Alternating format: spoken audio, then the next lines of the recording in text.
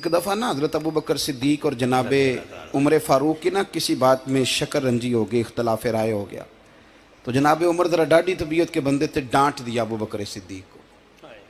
تو صدیق اکبر نرم بندے تھے، ماڑے دا کی کام محمد نس جانا یا رونا، تو وہ گا کے نا تو پہلے گھر روئے، پھر حضور کے پاس چلے گئے۔ جناب عمر کہتے ہیں مجھے بھی خیال آیا کہ یار یہ مجھے نہیں کرنا چاہیے تھا۔ تھوڑی دیر کے بعد اچھے لوگ جو ہوتے ہیں ان کا غصہ جلدی اتر جاتا ہے۔ کہتے میں نے جا کے جناب صدیق اکبر کے دروازے پہ دستک دی تو پتہ چلا وہ تو گھر ہی نہیں۔ میں سمجھ گیا، میں ڈر گیا، میری ٹانگیں کانپنے لگی۔ کیوں ڈر رہے ہو عمر؟ فرمانے لگے اس لیے ڈر رہا ہوں کہ ابو بکر جب اپنے گھر نہیں ہوتے تو دروازہ رسول پہ ہوتا۔ ساری بات تو سنا دی ہوگی۔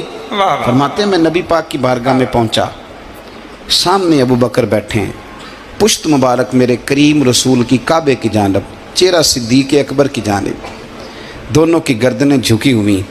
جناب عمر پاک فرماتے ہیں کہ میں بیٹھا تھا اور سوچ رہا تھا، سلام لی، جواب ملا، پر گردنیں نہیں اٹھائیں دونوں نے، مقدس گردنیں جھکی رہیں۔ میں سوچ رہا تھا کہ اب حضور مجھے ڈانٹیں گے تو میں صدیق کے پیر پکڑوں گا، میں علی کو سفارشی بناؤں گا، میں منت کروں گا، لیکن کوئی بولے تو بات بنے نا۔ کہتے ہیں جب دیر ہو گئی، یہ سکوت بھی بڑا مشکل ہوتا ہے، اوہو اگر کبھی وہ چپ کر جائے تو یہ بھی بڑا مسئلہ ہے، محبوب بھی چپ کر جائے۔ کہتے ہیں میں بڑا پریشان ہوا، جب میرا کلیجہ منہ کو آیا نا تو جناب عمر کہتے ہیں میں بولنے لگا تو آنسو میرے پہلے نکل گئے۔ اللہ اکبر۔ کہتے میں نے رو کے کہا سونیا بھول گیا تھا، میں گیا تھا ابو بکر کے گھر معافی مانگنے، پر یہ یہاں آ گئے۔ یہ میرے دوستو اسے میری تقریر نہ سمجھنا، میرے رسول پاک کے یہ اصل لفظ آپ کو کتاب میں ملیں گے، آپ طبقات ابن سعد اٹھا کے دیکھیں۔ جناب عمر کہتے ہیں میں نے عرض کی حضور میں نے غلطی سمجھ لی تھی، میں گیا تھا ابو بکر کے گھر حضور، میں بھول گیا تھا۔ فرماتے ہیں نبی پاک نے جب گردن مبارک اٹھائی تو حضور کی داڑھی آنسوؤں سے بھری ہوئی تھی، اور لفظ کیا تھے؟ فرمایا عمر تم میری خاطر میرے ابو بکر کو معاف نہیں کر سکتے تھے؟ اب بات کو سمجھیں، یہ نہیں فرمایا ابو بکر نے غلطی نہیں کی، فرمایا چھوڑ نہیں سکتے تھے، تم میری وجہ سے میرے صاحب کو چھوڑ نہیں سکتے تھے؟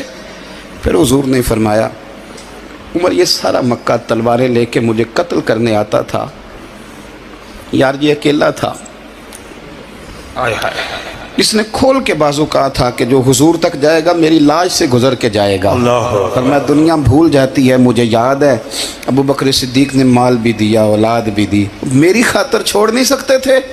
جناب عمر کہتے ہیں میں اس کے بعد سمجھ گیا کہ میرے مصطفیٰ کی رضا اسی میں ہے کہ ابو بکر کو راضی رکھا جائے۔ سبحان اللہ۔ آپ مہربانی سنو، اب فوراً سنو، فوراً اس کے بعد